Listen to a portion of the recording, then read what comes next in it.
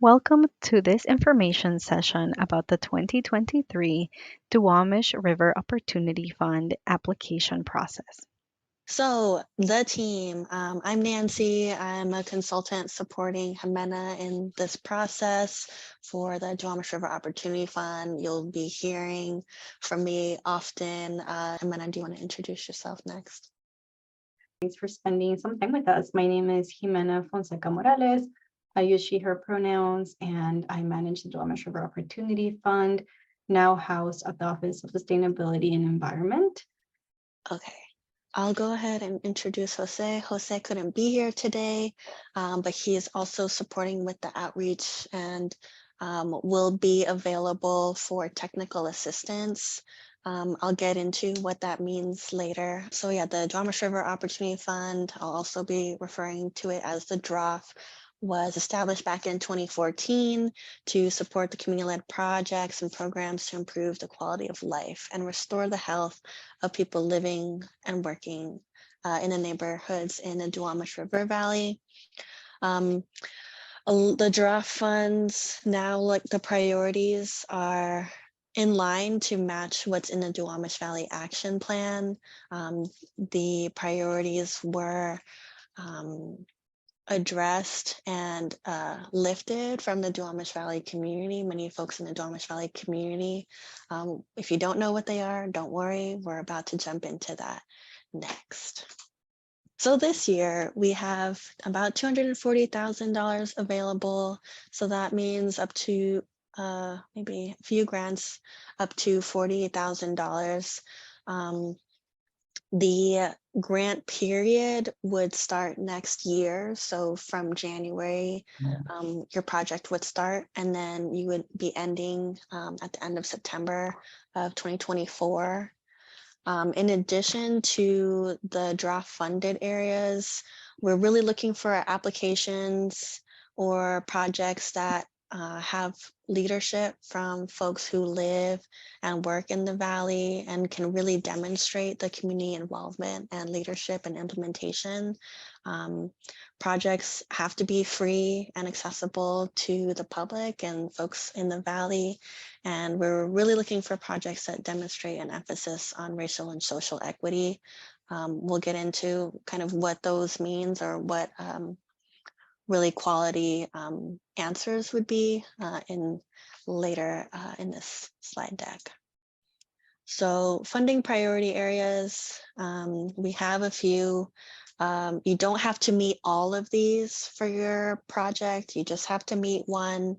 If you can, if your project addresses more than one of these, great. You'll be able to highlight that in your application.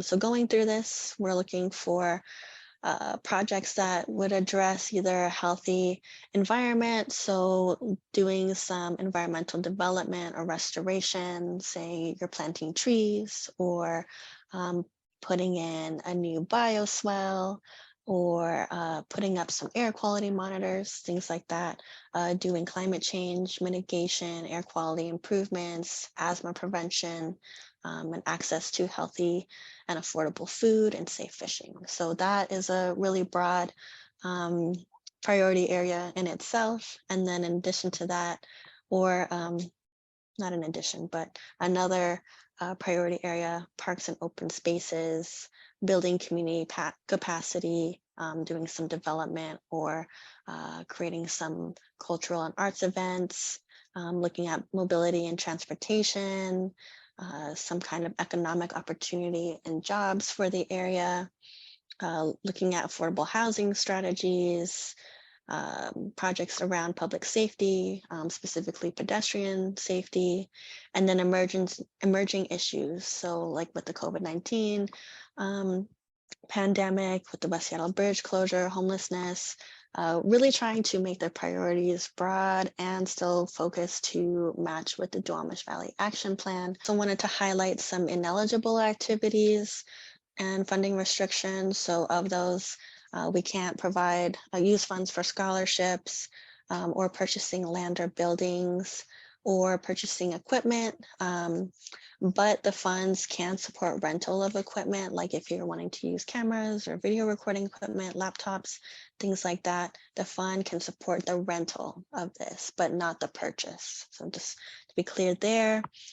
And then for applicants, overhead costs not related to the draw project or program directly. So you have to really be able to show like we're gonna have 25% of our program manager's time dedicated to this project. So that's just kind of generally what we're looking for.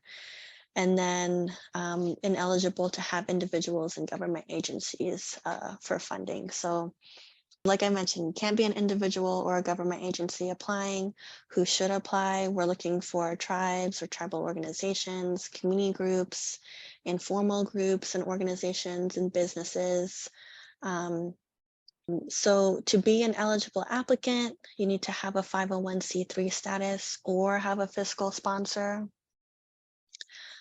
If you don't have a 501c3 nonprofit or have a fiscal sponsor in mind, that's also okay. We would just need to work with us to go through a contracting process where we can support finding a potential fiscal sponsor, and then would need to have that kind of squared away and ready to go before December 1st.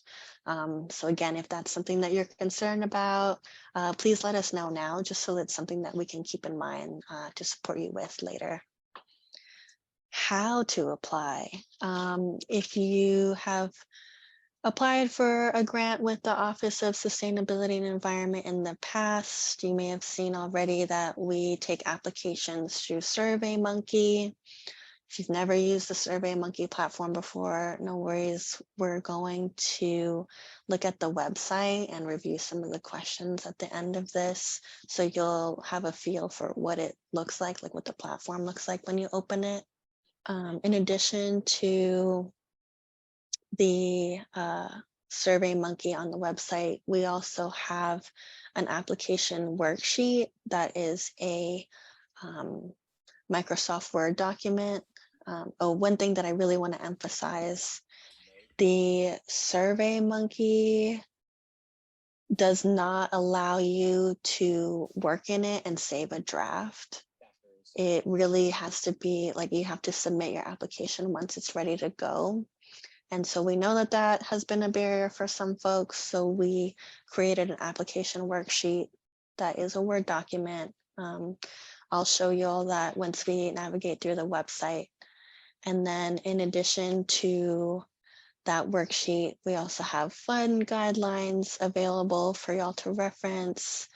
And then we have a project budget template as well.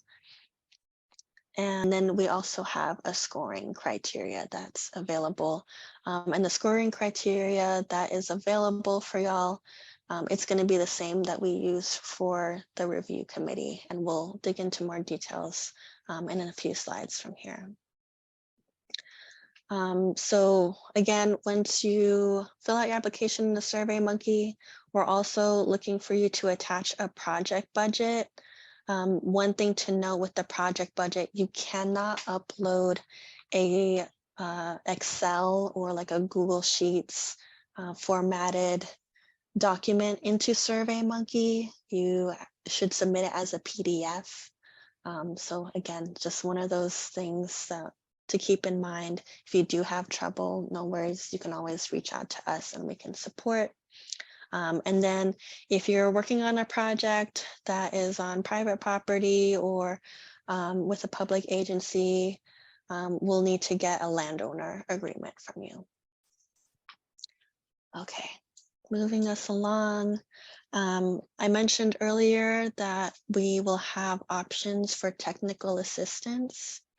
So I would be able to support, and Jose, who again isn't here today, will be able to provide some technical assistance.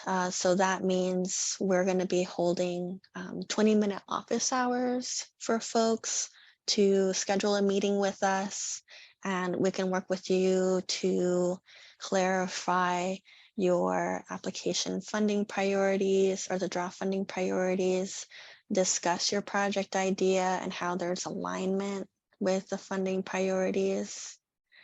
And then we can also help with talking through the application process. What we won't be able to do is help you design your project idea or draft your application responses. So there's a link in this slideshow. There's also a link on the website for you to be able to do a session with us. And that's going to be available from now through, I think it's July 21st is the last appointment we'll take, just so that there's some time for us to prepare in the closing of the grant cycle and transitioning to that.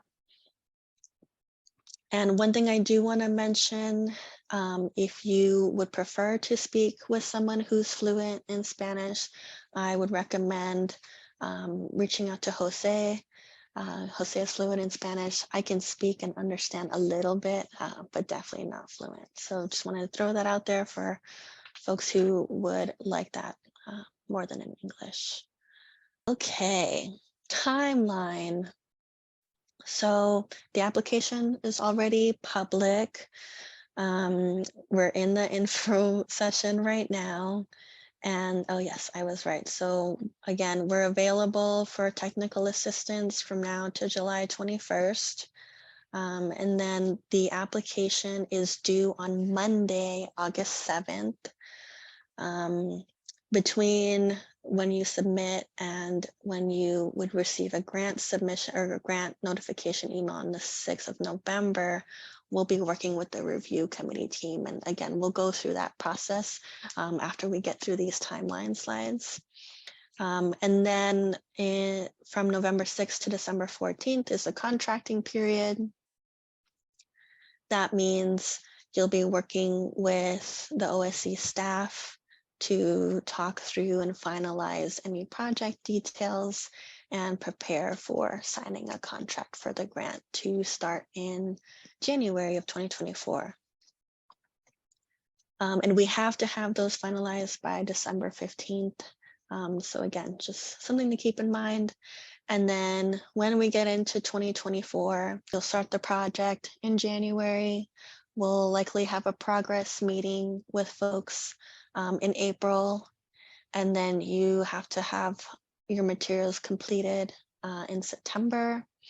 And then in October, we're expecting to get your final reporting documents or have a meeting with you on kind of how the process went. And I'm going to kick it to Jimena for this next part on timeline.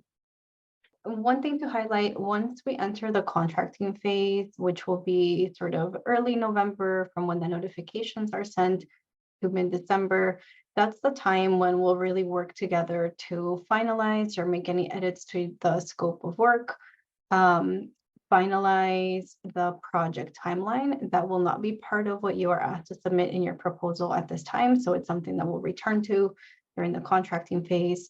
And budgets, especially for folks who may need to secure a fiscal sponsor. That can be included in your project budget, and we can make tweaks to it once we get to the contracting phase if you're awarded. The other thing to keep in mind is that you will be asked to secure general commercial liability insurance that can also be built into your operating costs and included in the project budget. In terms of reporting, we take a very relational approach to reporting. So what this means is that we will have two formal opportunities to check in with folks.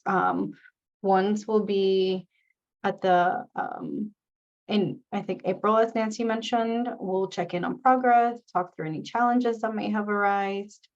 And then we will meet again for final reporting in October of next year. The things that we ask from folks are to provide us a budget update and a copy of any materials that are developed, which could be photos or flyers or any sort of, perhaps your project is about an educational effort and yielded materials. So we would ask for copies of those too. So moving us along, the review process. So All proposals will be pre-screened for eligibility requirements. That's going to be the first, I think 3 questions in the Survey Monkey. We'll have a community review team score based on the rubric that is available to y'all to take a look at. And then we're gonna have a Q&A period for the review team members where between, I think, September 17th to the 29th, we will be reaching out to applicants if we have questions. You may or may not receive questions from us if things are clear in your application, which is our hope, that you're as clear as possible before we dig into the application or into the scoring process. But if there are questions that we have, we're giving folks until the 29th to send over written responses. We'll send guidelines on no more than 500 words, something like that. Don't quote me on the 500 words, but we'll have guidelines for you sent over if we do have questions. Yeah, and then this is linked here, the review criteria. It's also going to be in the guidelines doc and on the website. This is just kind of overview what we're looking for. So there's 1, 2, 3, 4, 5 themes that we have for questions: project description, community benefit, community leadership, and project outcomes and racial justice. For these, we're really just wanting folks to be clear about each section. We want y'all to be as specific as possible. For example, with the community benefit, I think this one has been one that's challenging for some folks. Yes, the community benefit will be for the Duwamish Valley, but if you can take it even another step further of who within Duwamish Valley, are you doing youth serving? Are you serving seniors? Are you supporting the Kamai community? Things like that. So if you can get into those details, we'll really give you some high marks on the review process. And then again, with these project description, community leadership, and the project outcomes, just really wanting y'all to be clear. And within the review criteria, there's some additional bullets on how you can be more clear. Again, we'll go over that in a second. Okay, so once you get into the website, this area is your best friend. So this is where all the links are going to be. We have the Survey Monkey link is here. So in the how to apply, if you click on that, it takes you to this page. This is what the Survey Monkey will look like. It has some general information, and then when you go into next, it goes into the pre-screen. So again, highly recommend you look through the application preview and go through the worksheet, because you're going to have to go through each question and answer them once you start the process. It will not save any draft material. So that's Survey Monkey. This next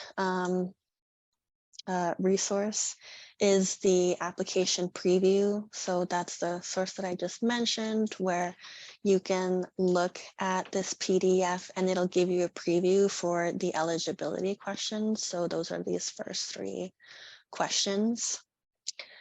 And then as you go into the application more, it'll ask you about general information for your organization and the folks that you have on staff, things like that. That goes on for a few pages. And then here are the project narrative questions. So this is where we have the 5 questions for you. Again, you're going to need to look at the worksheet, and I'll show you the worksheet in a second, and answer the questions there. Highly recommend that. It will also help you with proofing for any spelling or grammar, things like that. But this is just helpful in case you want to see what are you about to get into. So that's the application preview. That's this first link here. And then the worksheet, once you click on this, it will automatically download the Word version of the worksheet. So it will look like this. This is where you can type in your answers and be able to review this, co-work on the application with other folks within this document. And then don't worry about it since you're downloading it. We're not going to be able to see any of your answers. It'll just be for your viewing purposes only and working through purposes only. And then the guidelines is the next document. It's a pretty long document, but there is a table of contents. So you can jump in here and all the pages are numbered. So you can see if you want to remind yourself what the fund is about or want to review the Duwamish Valley Action Plan, there's links for that in here. There's our funding priorities again, who should apply and how to apply. We have links in all of these. There's a few project examples, so you can kind of check these out too if you're still not sure about your project or how to land it with the Duwamish Valley Action Plan or with the funding priorities. Again, please reach out to me or Jose and we can do a office hours session with you. This is just information about today and the technical assistance. Again, here's a link to book a time with Jose or I. The timeline, more details about the review process and how the review committee will work. And then the evaluation criteria, which I'll show you in a second. Just going to get through the guidelines. And then here's the what to expect if you're awarded.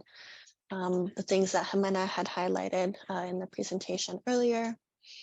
And then we have some frequently asked questions here as well. So that's a guidelines doc, pretty hefty document. And then, okay, we're gonna go to the scoring rubric next. I know that there's a budget template there, but I wanna show you all the scoring rubric. So this is the rubric that we will have the community review committee look at and decide whether projects are strong, if the aspects are strong, satisfactory, or developing.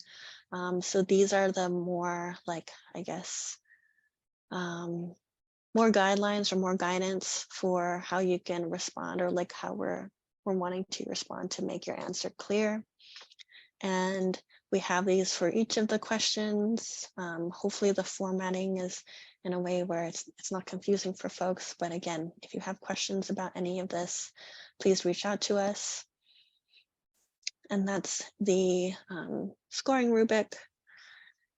And then our last document is the budget template. So like I mentioned, we're asking y'all to also submit a budget. It comes in an Excel as an Excel file, but SurveyMonkey won't allow you to upload an Excel file. So you'll need to save this as a PDF and upload it that way. But here's what the project budget looks like. We're not really asking for too much details, just wanting to know what other funding sources you may have and the status, and then asking for some of the project expenses that you're anticipating. So that will land in here. There's also some examples at the bottom. If you would like to take a look at those and use those as the categories for your expenses. Don't feel like you need to use all of these, but definitely good thing to reference if you need some support with that. And that's all we have for you.